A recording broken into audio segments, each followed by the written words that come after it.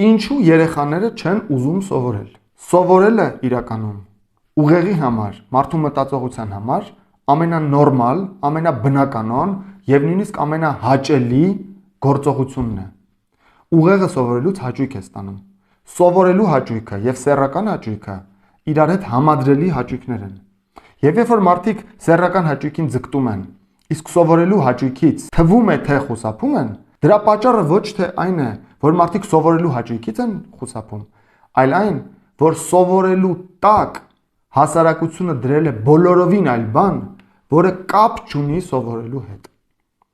Այն, ինչը մենք անվանում ենք կրթություն, կապ չունի կրթության հետ։ Դրանք դեգրադացված, լրիվ փոփոխված, այլասերված բաներ են, որոնք պետք է արմատախիլ անել,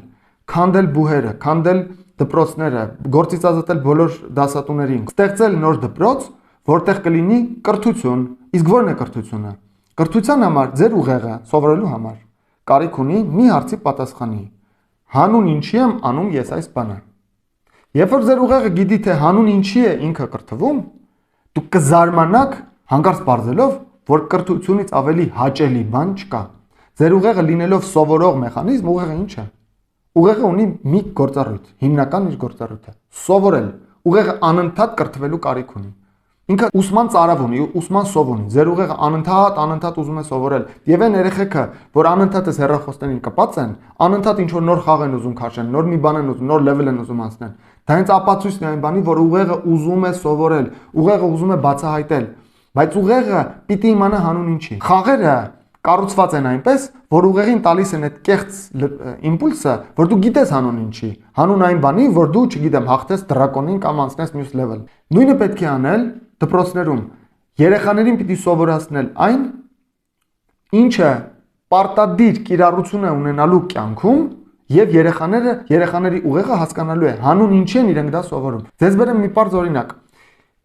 Քանի երեխա դպրոցը ավարտելիս գիտի ինչպես նամակ գրել։ Նամակի տեքստ։ Ինչպես գրել նամակ, որը կլինի հնարավորինս կարճ, հնարավորինս հստակ, հարգալից։ Իսկ դպրոցում կարելի է սովորացնել նամակ գրել, որովհետև նամակ գրելը կարևորագույն հմտություն է, որը մարդուն միշտ պետք է գալու։ Ինչքան էլ տեխնոլոգիաները զարգանան, բնականաբար էլեկտրոնային նամակի մասին է խոսքը։ Կան դեպքեր, երբ հեռախոսազանգի փոխարեն ավելի հարմար է շփումը նամակի միջոցով։ Երբ որ դուք երեխային սովորեցնեք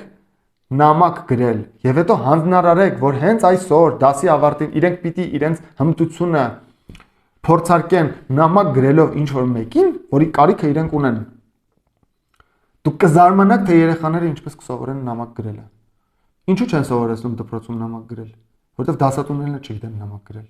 Սա մի պարզ փոքրիկ օրինակ է, ինչպես ուղեղին տալ այդ հանունի գաղափարը, ասել դու սովորում ես այս բանը հանուն այսինչ բանի։ Գտեք ձեր հանունը եւ դուք միջոցները կգտնեք։ Ահա